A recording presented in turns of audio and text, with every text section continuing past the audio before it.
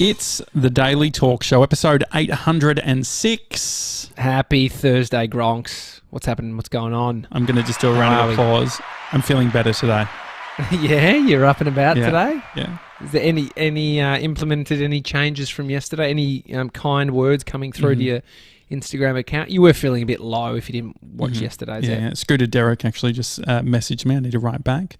He's worried about me. He said he's going to office work. Do I need anything? He's good like that. Yeah, I mean, that is a friend. Yeah.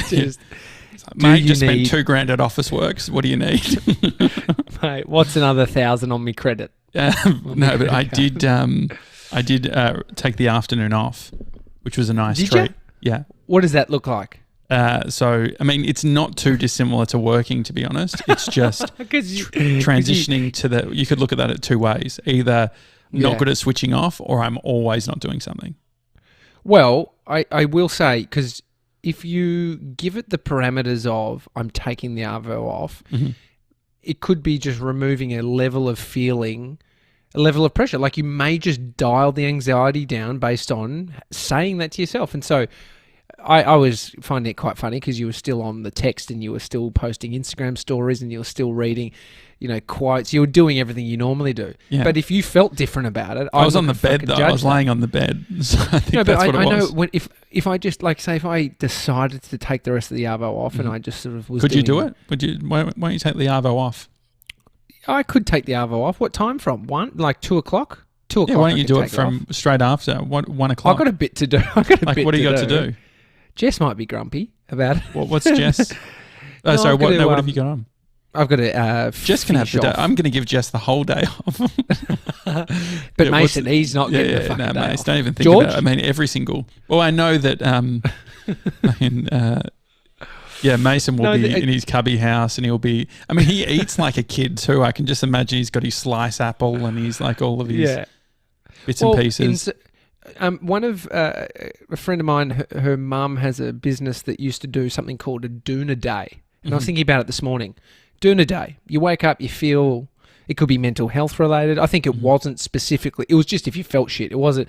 Back when I got told this, there wasn't as much dialogue around how you feel and how's your mental health, are you anxious, all that. Yeah. But I think it does. It's like that is... The doona day is...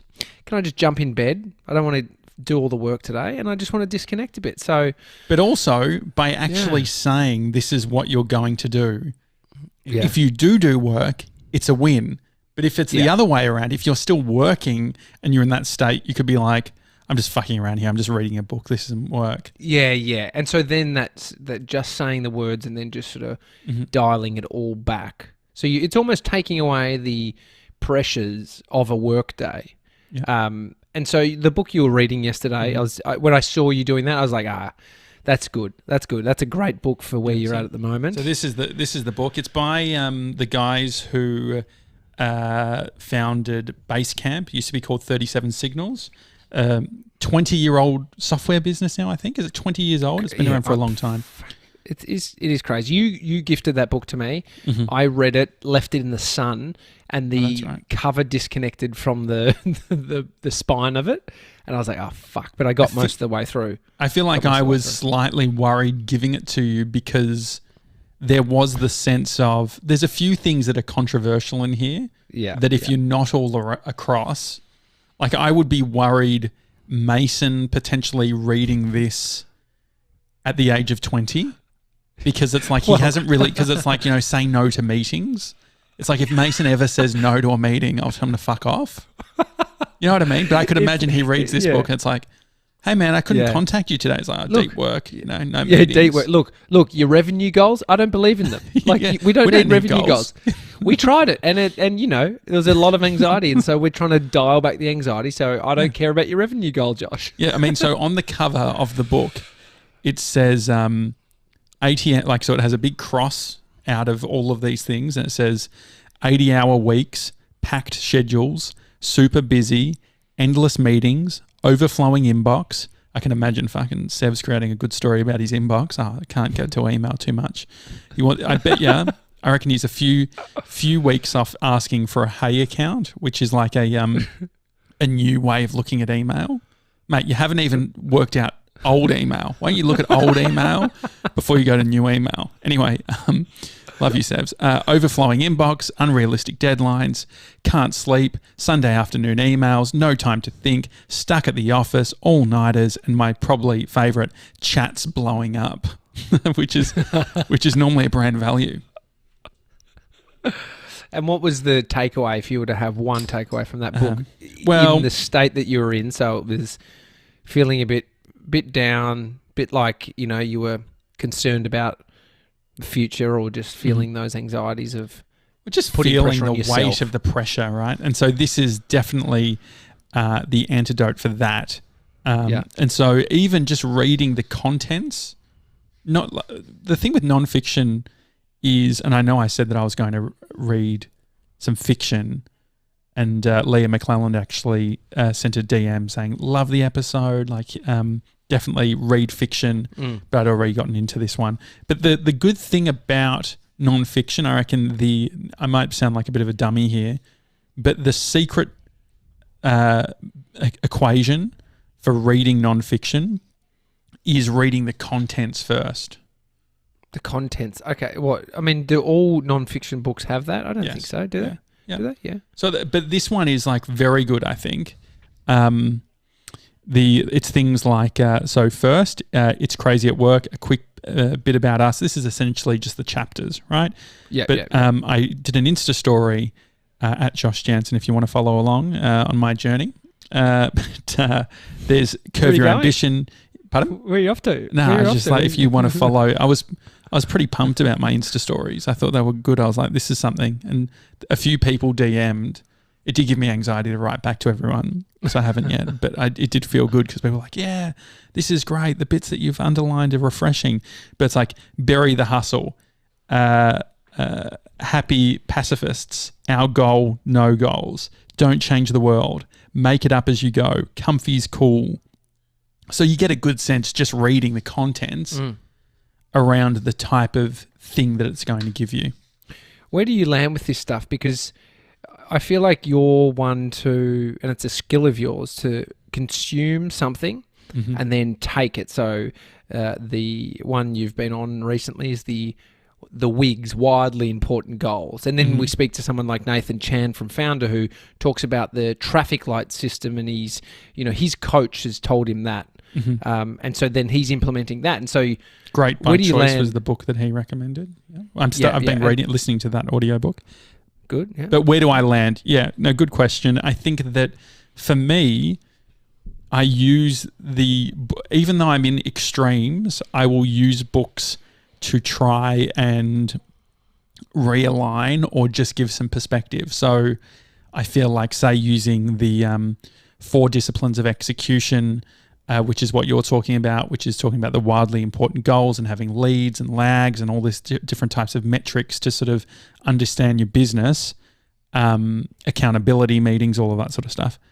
This here just gives the other side of the coin, because if you just read all of that stuff, you can think that there's no other option, and that if you don't have a WIG, if you don't have all these things, you can't have a successful business.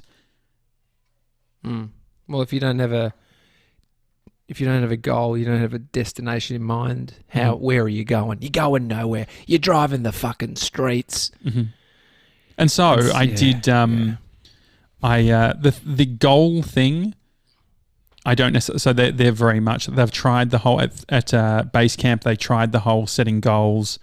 I think that it is important for us, the goal bit, because there needs to be a central thing that we're all understanding and what we're trying to do. But I think that it's the tricky bit is that I think that we are in the compass game. We're in this is the direction we're going in and go full steam ahead. Whereas the tangible goals around revenue or the amount of downloads you have. I was speaking to one podcaster the other day, and he was talking about growth, and we were chatting about how do you grow your podcast. And I asked the question that you ask a lot, which is like, what is the number?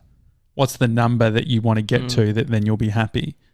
And I asked that because I put it back on people that say that you don't have enough money, you don't have enough numbers to monetize, and then the question to them is, well, what's the number? Yeah, and most people don't have an answer. And most people don't, because that's the thing. You can make money starting a podcast with no followers if you have a good brand behind you. If you're an influencer, you could probably get it sponsored for the whole thing, or you could probably do it the other way. You got no brand, no influence, but somehow you con someone into it. There's a million ways to skin it. Oh, definitely. And what did he say to you when you? Wasn't sure on the exact number, and so, but I think that is the common problem, and then it's also identifying what's that number going to do for you, and it's not too dissimilar to if you're trying to make money. It's like if I get 50 grand, like before Bree and I went away to go overseas, like we had 50 grand that we spent throughout the trip. It doesn't do anything. Like it's not. And that was just on gelato. Yeah, that was crazy in Italy. You're not too far off. But that 50, like I think that there's a lot of people who think that if I have X amount in the bank, that all of a sudden that will be where I have some level of comfort. But we spent it all. And so what about the people that make a fuckload of money, have these realizations, and then are falling back on all the cash? Then they're going, well, it's obviously not about that, but then I've got all this money. Where do you think, when you read a book like this that is quite impactful and gives a great perspective of the other side of the coin, and then you go, the situation we're in, how does that make sense to you? How do you reconcile not having a bank account full of cash or an audience as big as Joe Rogan, and then what do you do with that? So I think that it's not talking about it in this book, but Simon Sinek, who wrote the book and had the famous TEDx talk, Start With Why, he has a book called Finite and Infinite Games. And so finite and infinite games, there's two different types of games that this is like game theory. So you have two different types of games. One of them, we know the players and we know the game. And so, for instance, basketball, we understand how you get 3 points and how all of that sort of stuff works. It's very easy to measure, and you know your competitors, you know who you are playing against. Whereas what we're playing is an infinite game. An infinite game doesn't have necessarily an outcome. It's not outcome focused. Competitors can change, or rivals can change over time, and it's very much about it's being less focused on those very specific goals. So when people say the iTunes charts or the Apple Podcast charts, that's a finite game that people are playing, which is like, okay, if I get subscribers really quickly, I can then get into the charts. But then what does the charts do for you? And so for the finite versus infinite thing is very good, and that was my frustration around the podcast ranker. It's trying to take something that is a infinite game, which is building an audience and serving people, and trying to make it a finite game where it's like every month, these are the winners. Here's the people who are on top.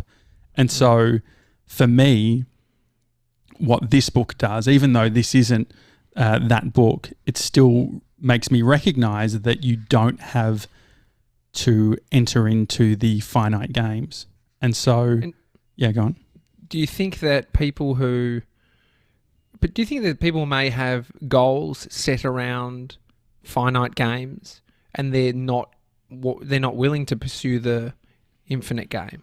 Mm-hmm. Well, yeah, I think that's the thing. So the difference between a finite and an infinite game is a finite game can be won and lost, but then it also it can't necessarily continue. So if you are playing the finite game, when something like a pandemic happens, all of a sudden the rules change. And when the rules change, that game can be disrupted. We've even seen that in fucking sport. Like these things aren't immune to that. Whereas the infinite game, building audiences, serving people, all of that stuff, the infinite game stuff is transferable in any time in life. And so, yeah, I think that mixed in with the why, Simon's previous book, it's like, I mean, that's a good combination.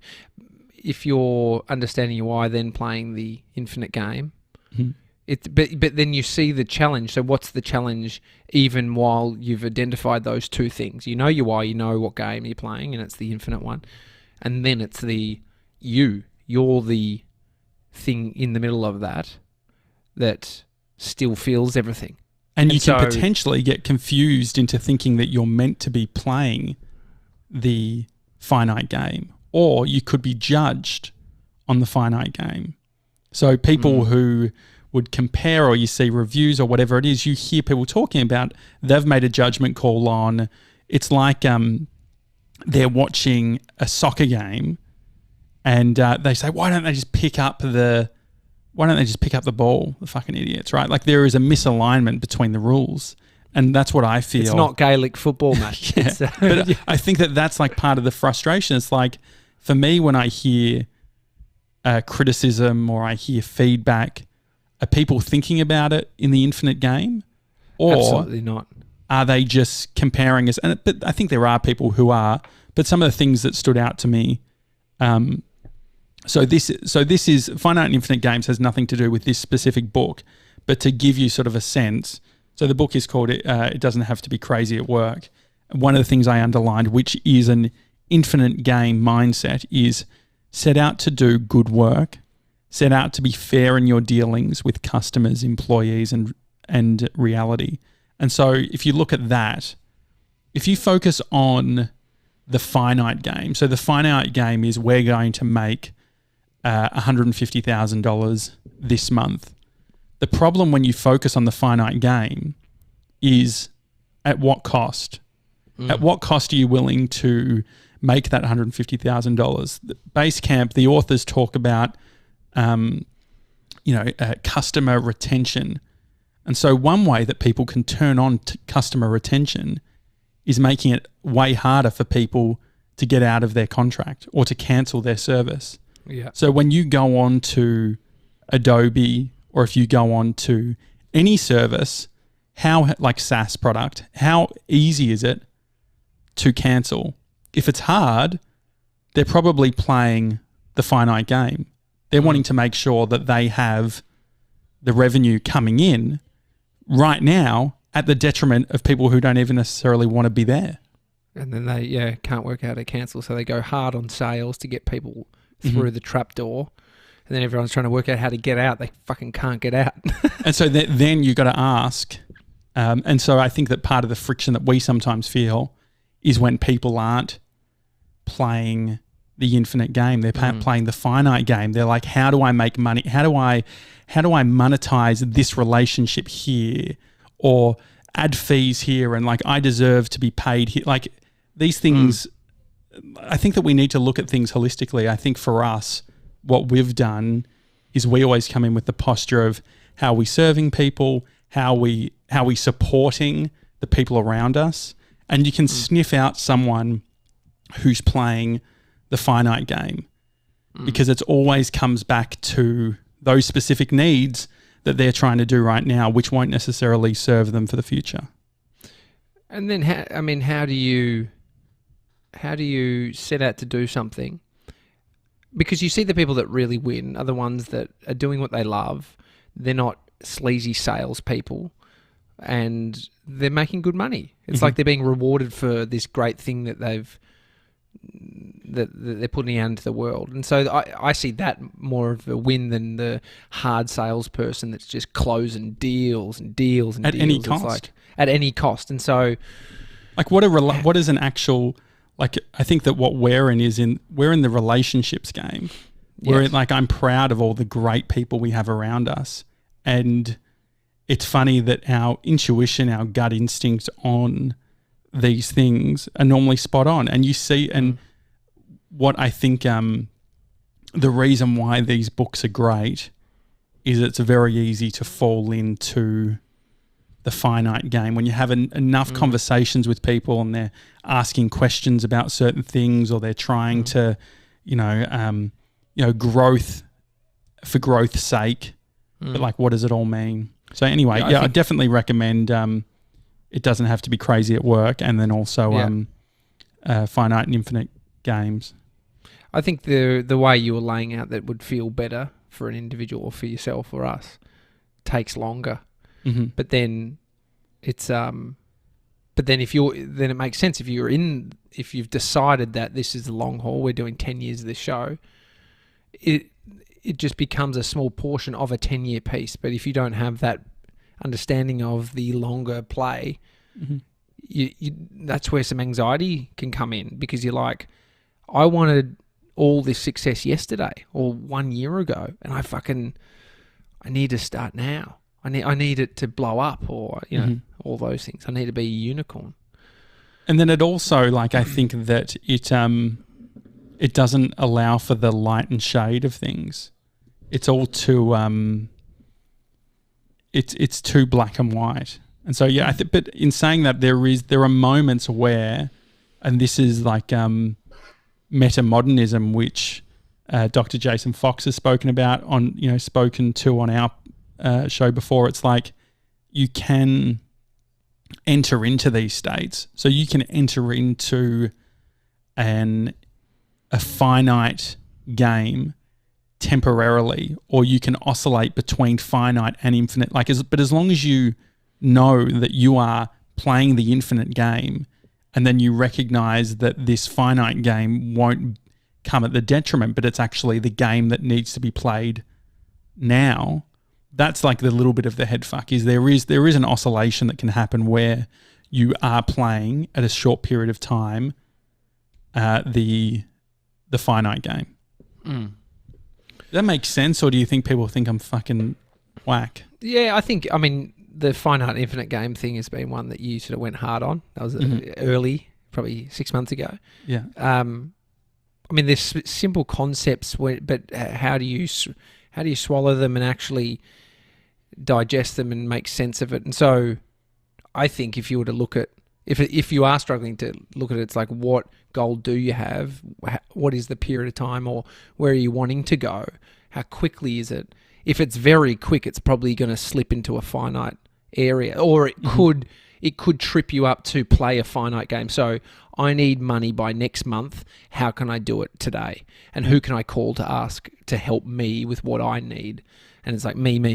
And you can sniff it a mile away, right? Like, I don't necessarily think it's effective. I empathise. We've done it. And because it's like, it's actually, how can we serve our need quick, smart? Because it seems, but then it's like, it's like, I mean, this is where the people in religion is like, giving back gives to you. It's like doing things for others. It's like, that is a truth, that when you shift the focus from all about me and what I need to what do you need? How can I help you? There's a reward back. There's something that comes back to you.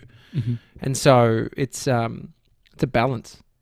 Yeah. It is a balance. We were talking before the show. We were actually talking about it yesterday. What dog breed would you be if you were a dog? Yeah.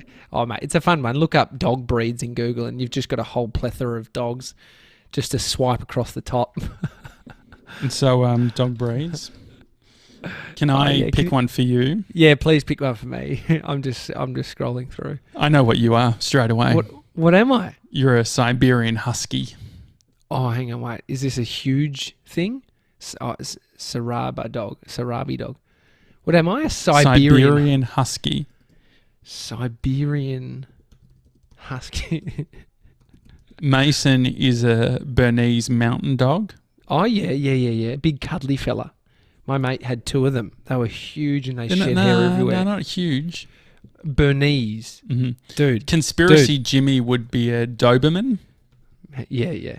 Dude, if you think Bernese mountain dogs aren't big, you've lost your mind. They look cute. They're quite small. Dude, they come and they're like, oh, look at that cute, like small little, like about the size of a mid-range Labrador. Uh-huh. And how old is that? Oh, 3 months. Sure.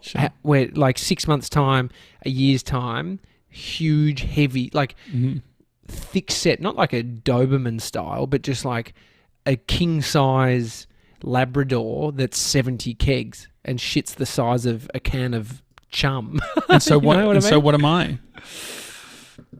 I mean, I like because Jess called you the Chihuahua. I'm definitely not a Chihuahua. But if you want, I reckon. No. You can't give it to yourself. I'll give you it. A Shar Pei. Okay, I'm looking at. Have you looked up Shar Pei? SHAR. Yeah, Shar Pei. PEI. That's me. I needed something that's got a bit of bitch about you. Yeah, they're all bitches. Oh my God, an Afghan hound is hilarious. An Afghan hound. I can't see that. It's got long hair. What's GB? Georgie boy. Georgie Pomeranian? Boy. Yeah, he's a bit of a Shih Tzu. Oh, no, I reckon you're a beagle because you actually look quite young, kind of cute, very fucking across everything. You know, like a beagle sniffs out dog treats through a fucking safe. I could do that. Yeah, that's me. You know, like you've kept your youth, your skin's really nice, and not your scalp, but you know, your skin, your facial skin. You've got, yeah, and so you're a beagle, mate. And then, so what's GB then? Can we lock in GBs? All right. A dash hound. Because he's the most hip person on our team. Bit hipster. Dash hound. Like George, I don't think he's he doesn't go to the gym. He's not the fittest guy on earth, but he's still got a reasonable rig. Is that skinny fat? Is it just like, is he viscerally? Because he looks lean, but he eats shit. He's very lean. Love to be around them. People love to be around dash hounds. Do you think he's got? I don't know if George has a long enough torso to be. No, he doesn't. I mean, you don't fit the sort of layout of a beagle, nor do I of a what was I? No, you did. Yeah, yours. What am I? I've accidentally written bagel. I'm just like, I sort of look like a bagel.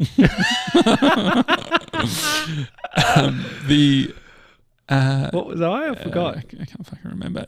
Have you heard about I saw on Whipper's Insta stories a montage of news reports about 2 words when you put them together that have been really making the rounds lately, and it's very funny. Oh yeah, great. Have you heard about this? No, what is it? So what are the words? The mask debate. Masked. Say it. The mask debate. The mask debate. The mask debate. Mask debate. Yeah. And so it sounds like there's a montage of about 15 different news outlets, especially the American accent. It sounds like they're saying the mask debate. The mask debate. That's great.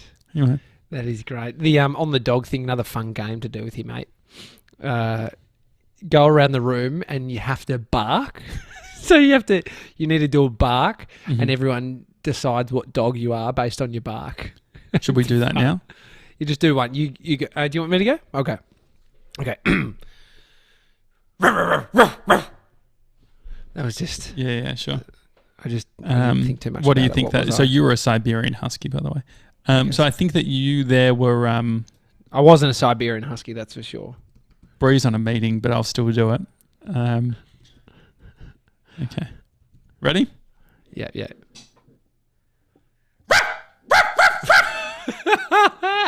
Mr. Chihuahua. Do you think? Fucking oath.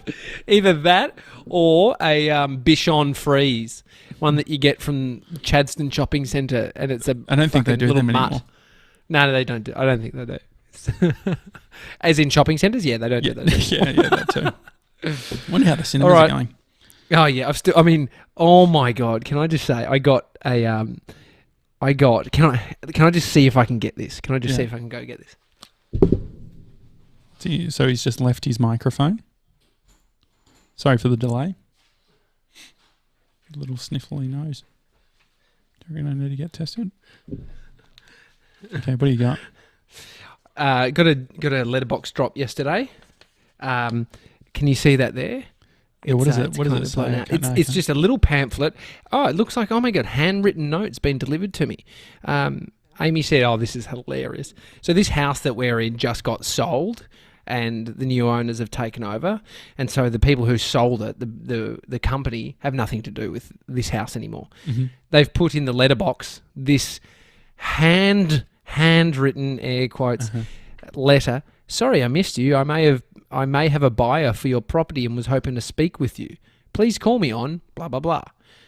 And it's like, and then at the bottom, the best bit is it says, "This is not a general street drop." It's like, that is the Finite epitome. Game. Sales. Even try and con people that I've handwritten this, and really put it in the letterbox to make sense of it all. I've had that. So I think I spoke about it a while ago. There's this book called The Boring Letters. Remember this book? I talked about Scotty this Pape recommended that to you. Scott Pape recommended this for me to read. It's basically, if you look at the book, this book cost me like $45.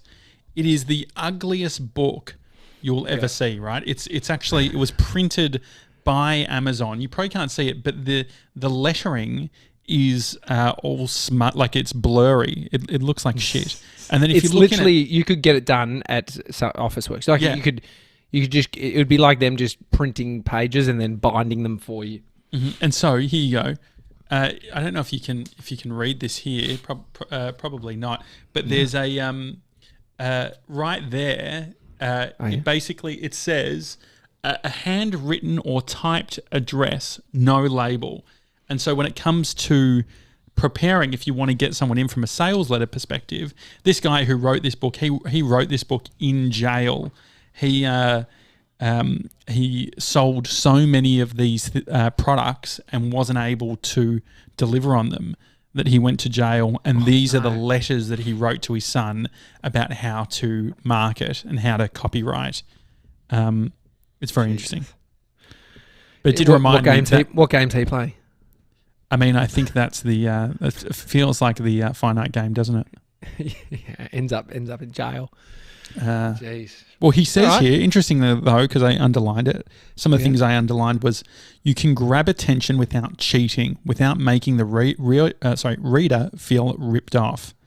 So that's good. But then another thing he said, let's have a look. It makes the letter a little bit more personal. Yeah, I won't read this whole book, but it's very interesting. Can I just recommend underlining books? In books. Yep. Grey lead. Yep. Pen? Grey lead, just to give you options. It's good though, because you can go. I could go through the boring letters and read the whole thing in half an hour, just looking at the shit that I underlined. Oh yeah, good point. So you could just quickly skim through the shit that jumped out at you. Mm-hmm. Love it. I mean, this guy talks about how to make money. I literally underlined how to make money. You did? He said the money is where the enthusiasm is. Yeah. What are you enthusiastic about? Is that for other people or for you? Yeah, I think it's for you. Yeah. What people want to buy. People were trying to give the right answer. They felt they should drink. Oh yeah, this is that whole thing. Remember we were talking about baristas? You ask a barista when they're starting to work, what's their coffee order? And they all say long blacks, because it's what you want to be seen as the